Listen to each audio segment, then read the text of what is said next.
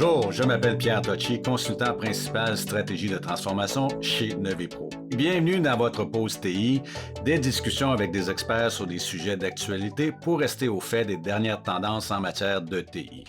Nous nous retrouvons aujourd'hui pour notre revue annuelle du portrait TI, soit notre rapport phare sur les tendances TI qui façonneront l'année 2024. Cette étude est coproduite par le groupe Pro et Léger et est votre guide en TI pour des décisions stratégiques éclairées. Cette année, quelle est la situation? Suivez-nous dans les prochaines minutes. Nous aurons plusieurs réponses à vos questions. Let's talk about cybersecurity, and my two guests for these next 15 minutes are Mark Rowan, CEO of Data Sentinel, and Roger Ouellette, Director of Security Practice at Pro. Welcome, guys. Thank you. Hello. Mark and Roger. Well, first, Mark, please introduce what Data Sentinel does. Sure, happy to.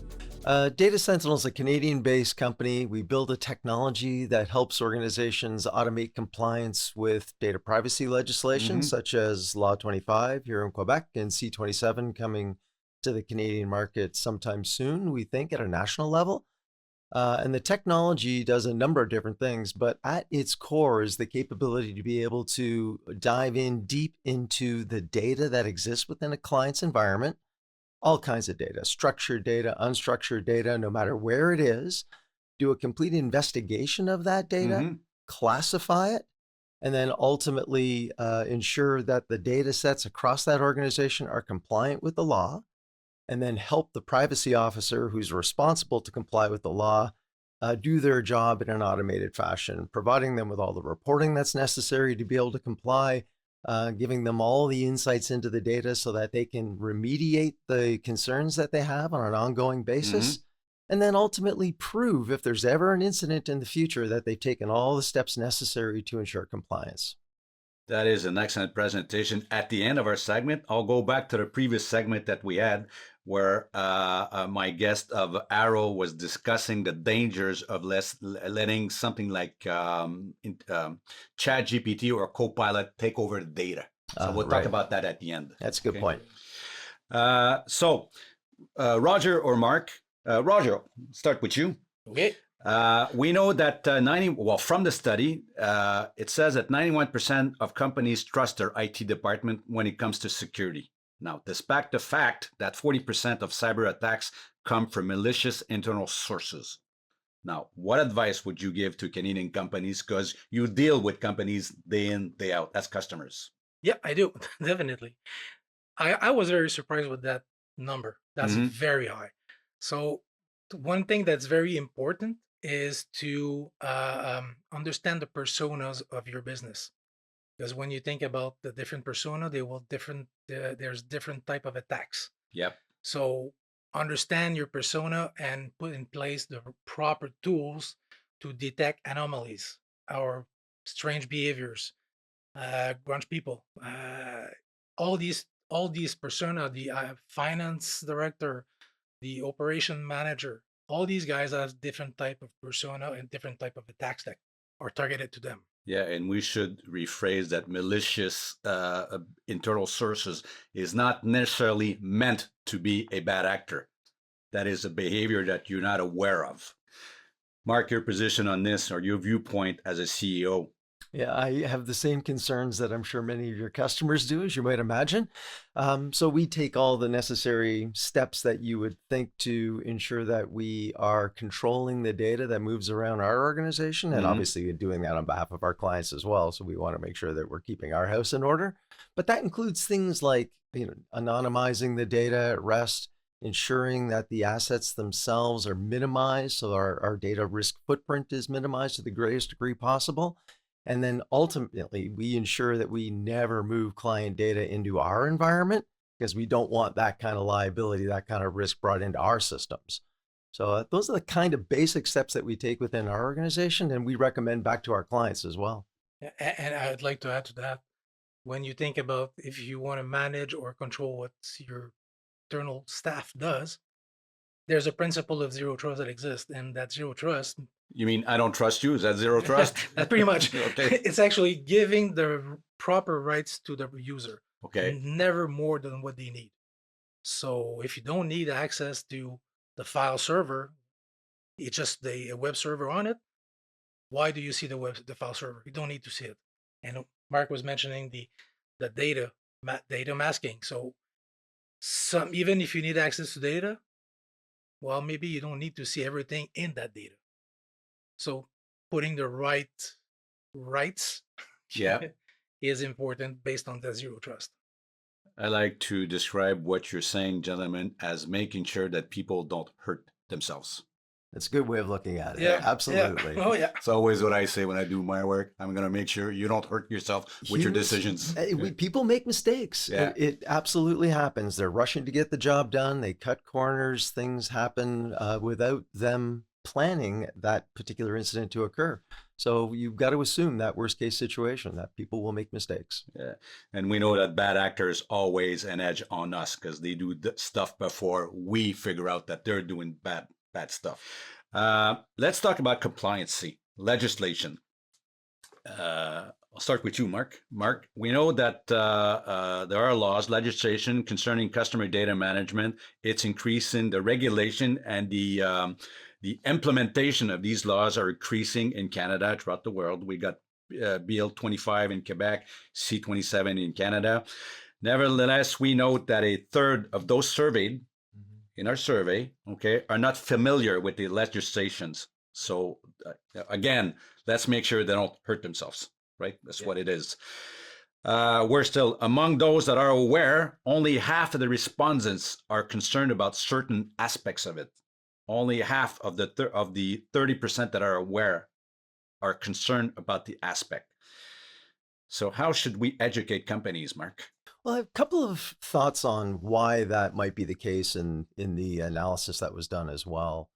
So if you think about how an organization is structured and who's going to be concerned about legislative change, like the one we're talking about, Law 25, you've got a risk and compliance person in the organization. You probably have an internal attorney or outside legal counsel that represents the company.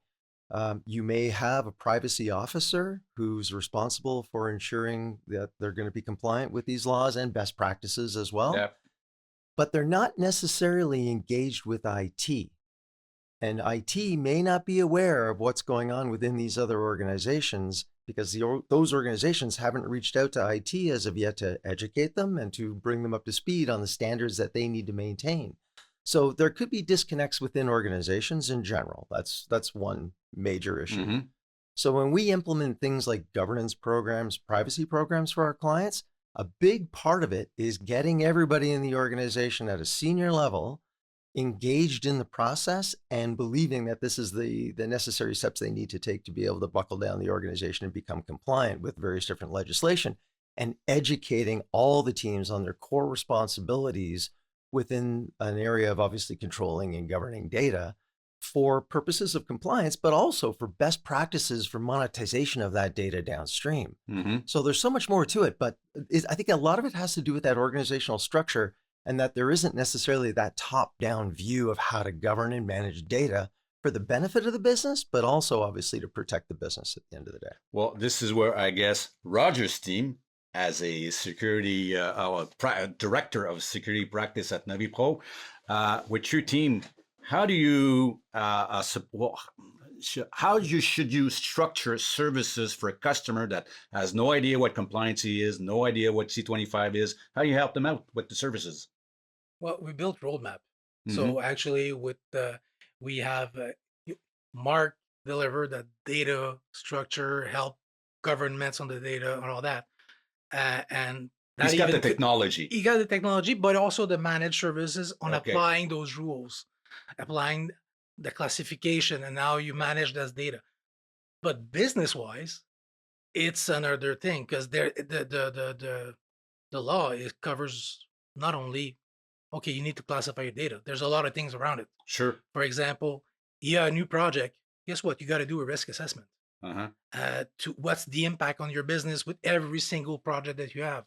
You have to make it public. Something happened, you got to not advertise it, but you have to publish it and you have to advise the proper government place. And So we give a role, we check where the company is on their plan, what they have put in place, and built a roadmap on it. So we've got a CISO that will help them to build that roadmap and Mm-hmm. accompany them in putting everything in place for it. And we also have lawyers that's going to be helping the customer on all the legal stuff that needs Right. to be in place. So there's multiple aspects of it. And one thing that I do, because you were mentioning IT are aware of what's coming. Yep. And a lot of IT just don't want to lift their hands. It's I no. I don't want to be there. So No, what you it's not remember fun. HR is doing it? Okay, thank you very much. Goodbye. Eventually, though, they will be impacted because when they ask, where's my data? What do you have? It's IT that's going to have to give it them, not the human resources. Absolutely, absolutely. Guys, I'll go back to my introduction where I wanted to make a link between our previous guest, Copilot, how they said, it's neat tools, whether it's Copilot, ChatGPT, whatever tool it is, it looks at your data, it does stuff with your data, it suggests stuff. Oh, okay, all right. They have warning signs. What's your warning sign now for going too quick into AI with data? Oh, that's a good one.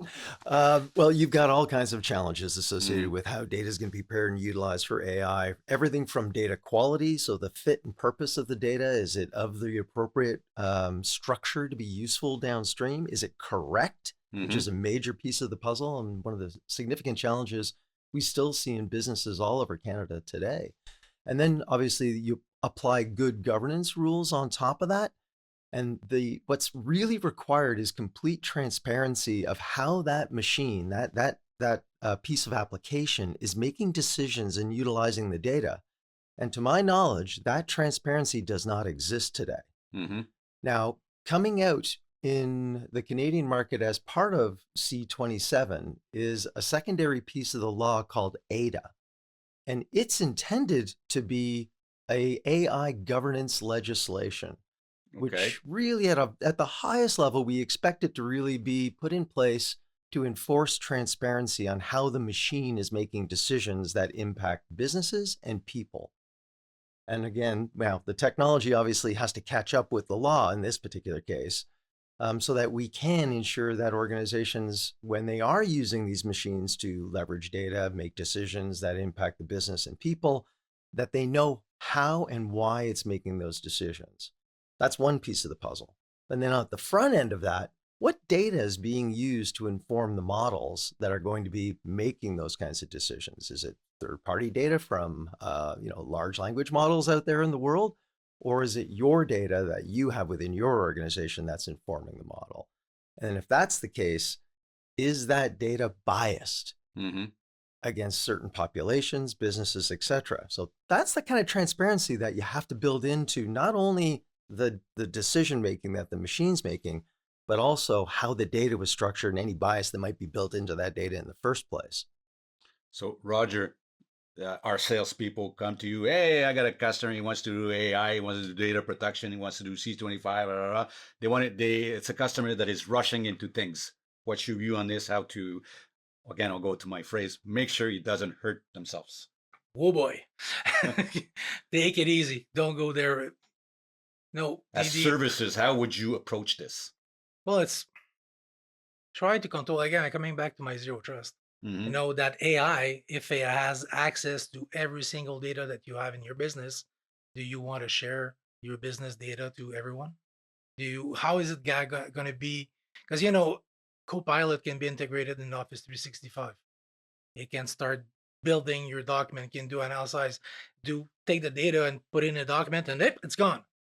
Oh, they don't want to share that.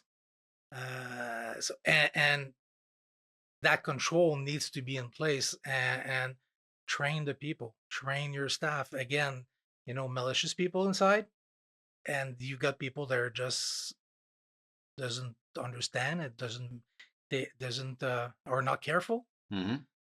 AI is going to be the worst tool in the world for those people. Absolutely. Fake reality again. Yeah, Mhm. yeah. Thank you guys. That was a very interesting, educating segment for me as well. My pleasure. Thank you. Thanks. Thank you. Nous tenons à remercier tous les contributeurs qui ont collaboré à cette édition du Portrait TI, la firme Léger, notre partenaire Platine IBM, notre partenaire Or Nutanix, nos partenaires bronze Microsoft, Data Sentinel et Infor, ainsi que notre partenaire d'opportunité Arctic Wolf. Si vous êtes intéressé d'en savoir plus sur l'année technologique 2024, nous vous invitons à télécharger le Portrait TI à l'adresse suivante portrait-ti.ca. Je m'appelle Pierre Tocci et je vous donne rendez-vous pour la prochaine pause TI.